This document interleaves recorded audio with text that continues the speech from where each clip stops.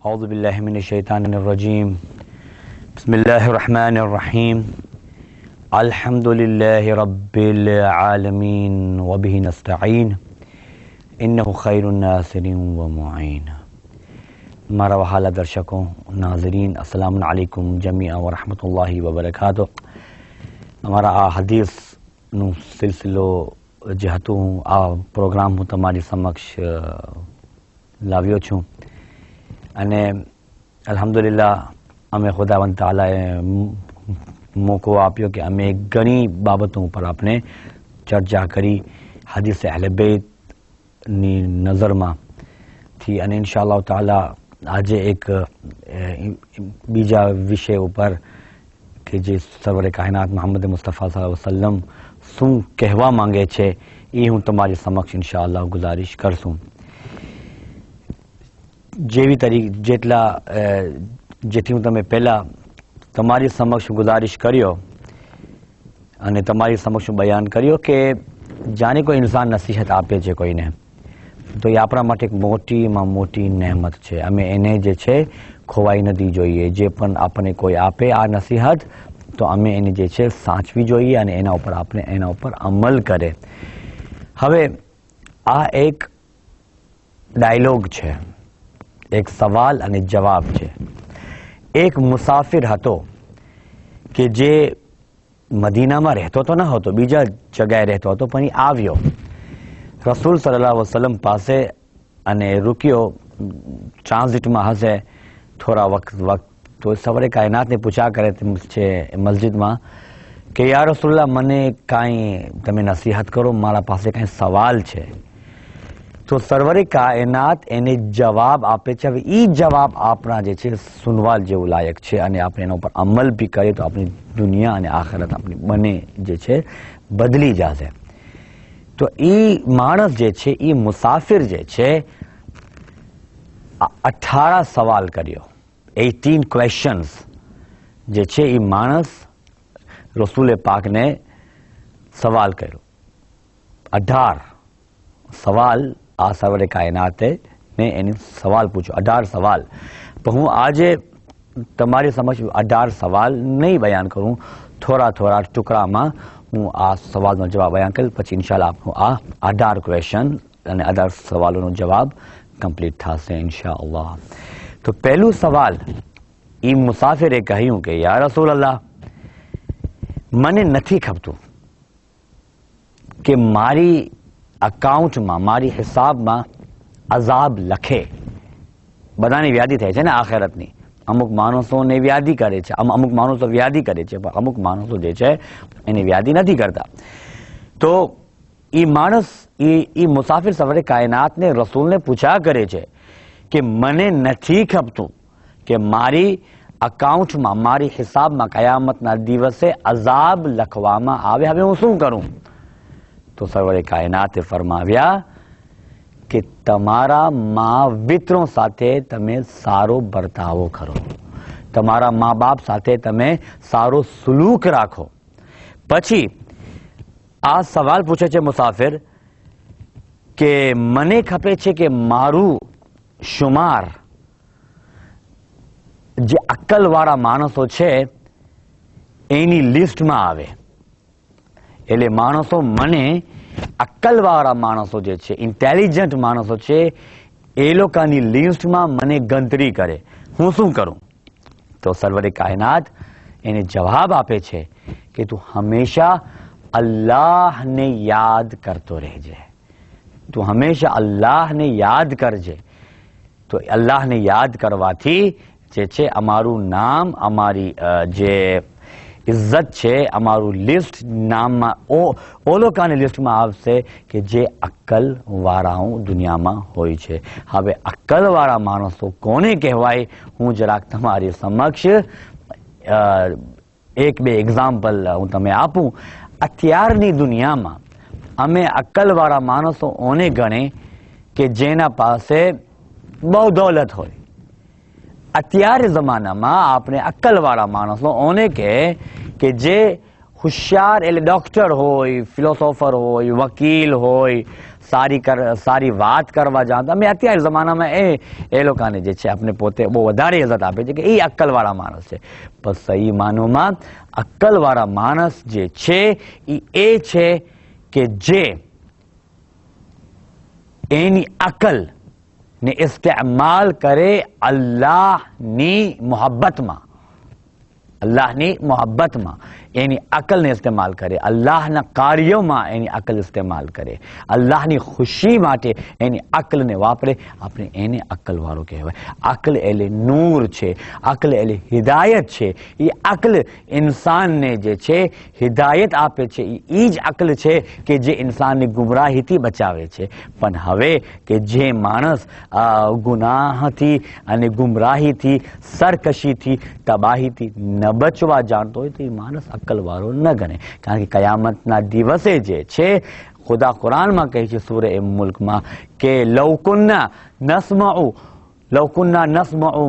મા કુન્ના ફી અસ્હાબિસ સઈલ, લૌકુન્ના નસ્મઉ ઔ નઅકિલુ, લૌકુન્ના નસ્મઉ ઔ નઅકિલુ મા કુન્ના ફી અસ્હાબિસ સઈર.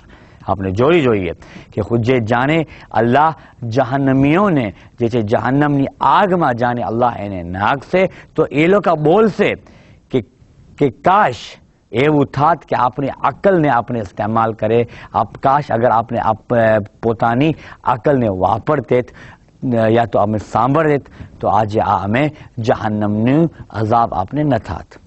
તો હવે ત્રીજો જે છે સવાલ આ પૂછા કરે છે તો બીજો જવાબ એને આપ્યું કે તું હંમેશા અલ્લાહને ઓળખજે. પછી ત્રીજો એ સવાલ કરે છે કે મને ખપે છે કે હું એ લોકોની લિસ્ટમાં, એ લોકોની ગણતરીમાં આવી જાઉં કે જેના ઉપર ફેવરિટ, જેના ઉપર ફાઇન નેમતો નાઝિલ થાય છે. નેમતો બધાને નથી મળતી, ખાસ માણસો કે જે અલ્લાહના કરીબ હોય છે એના ઉપર અલ્લાહની નેમતો આવે કે જેના ઉપર અલ્લાહના ફઝલ, અલ્લાહના રહેમત, અલ્લાહના ફઝલના દરવાજા એના ઉપર ખુલે છે. તો આ અમે શું કરે તો સર્વરે કાયનાતે ફરમાવ્યા કે સવાર અને સાંજે એટલે સવાર અને રાતે જે છે દિવસમાં તું કુરાનની તિલાવત કરતો જા. જો તું વધારે કુરાન કરે, જે તું વધારે કુરાનની તિલાવત કરશે તો ખુદાવંદ તઆલા તારો શુમાર જે છે તારી ગણતરી એ લોકોના લિસ્ટમાં લખશે કે જેના ઉપર અલ્લાહના ફઝલ નાઝિલ થાય છે. પછી આ મુસાફિર જે છે સવાલ કરે છે સવારે કાયનાતને અને એ કહે છે કે યા રસૂલલ્લાહ મારો દિલ કેવી રીતના રોશન થાય, મારો દિલ કેવી રીતના મુનવ્વર થાય, મારો દિલ કેવી રીતના નૂરાની થાય. તો સર્વરે કાયનાત એને જવાબ આપીએ કે તું હંમેશા મોતને યાદ કરજે. અલ્લાહુ અકબર. હંમેશા તું મોતને યાદ કરજે, મોતને તું સામને રાખજે. આપણે જાણે મોતનો બયાન સાંભળીએ છીએ તો અમે બી જાય છે. અહીંયા બીવાનું નથી, આજે નથી તો કાલે આપણે આ ફાની દુનિયાને તો મૂકી દેવાનું છે, પણ આપણે મોતને હંમેશા યાદ કરે. હવે આ સવાલ હું મારા દર્શકોને હું સવાલ પૂછા કરું કે મોતને યાદ એટલે કેવી રીતે મોતને યાદ કરે? આખો દિવસ આપણે મસ્જિદમાં બેઠે તસ્બીહ હાથમાં લઈ ને અસ્તગફિરુલ્લાહ કરે, બીજા કાંઈ ધંધો ન કરે.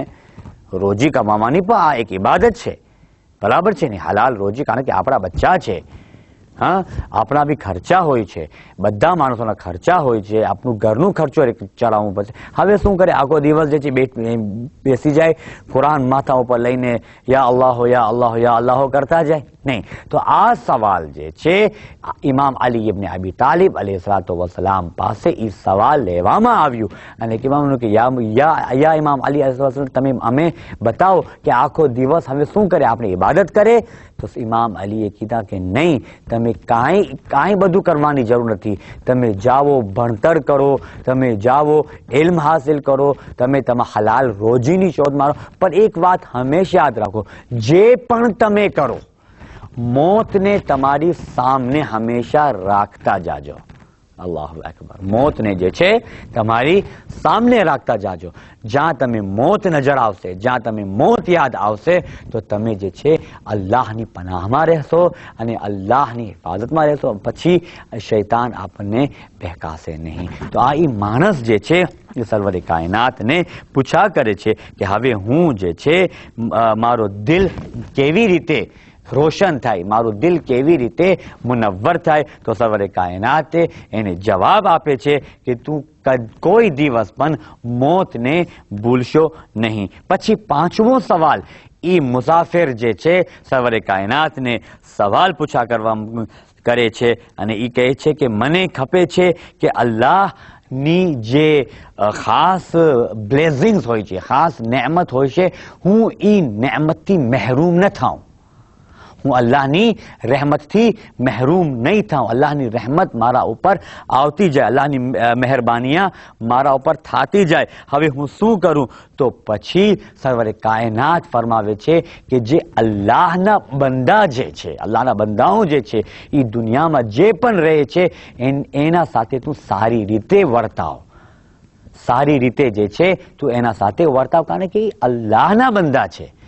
અમારા ઉપર કોઈ હક નથી, અમારા ઉપર કોઈ હક નથી કે અમે એને જે છે ખરાબ સમજે.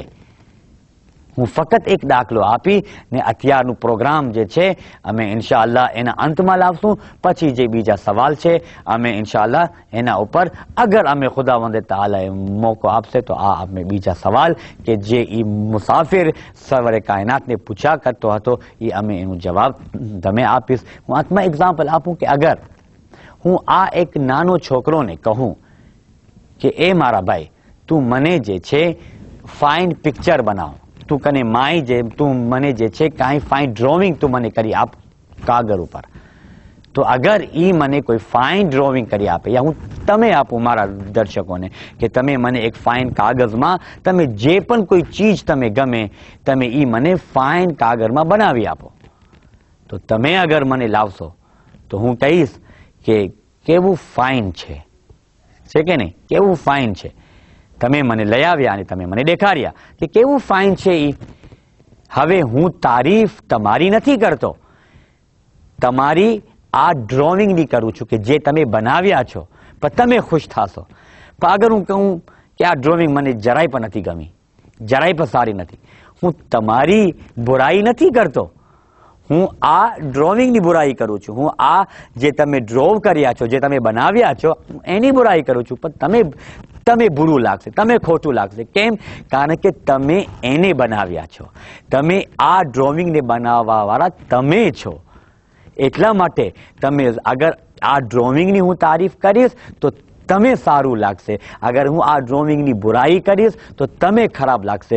તો અમે આ વાત શા માટે ભૂલી જાય છે કે જેટલા પણ અલ્લાહના જે બંદાઓ છે, અલ્લાહની મખલૂક જે છે, અમારા ઉપર કોઈ હક નથી કે અમે એ કહીએ કે આ તો બદસૂરત છે, આની આંખ ખરાબ છે, આનું નાક ખરાબ છે, મને આના સાથે વાત કરવા નથી ગમતું. અમે શું હક રાખે છે કે અમે જે છે અલ્લાહના બંદાઓને બુરું કહેવું? કારણ કે જાણે અમે અલ્લાહના બંદાઓને બુરું અમે કહેવા લાગશું તો આ બંદાને ખરાબ તો લાગે ન લાગે એ તો એનું દિલની વાત છે, એનું ઝમીરની વાત છે. પણ એનાથી પહેલા આપણો માલિક, આપણો ખાલિક, આપણો અલ્લાહને ખરાબ લાગશે, આપણે અલ્લાહને બુરું લાગશે એ અમે કદી વિચારતા નથી. તો અમે અગર આ માણસો સાથે અમે સારો વર્તાવ રાખશું, માણસો સાથે આપણે સારી રીતે પ્યાર અને મોહબ્બતથી અગર આપણે વર્તશું તો અલ્લાહ સુબ્હાનહુ વ તઆલા આપણનાથી ખુશ થશે, કારણ કે અમે એની મખલૂકને ઇજ્જત કરીએ છીએ.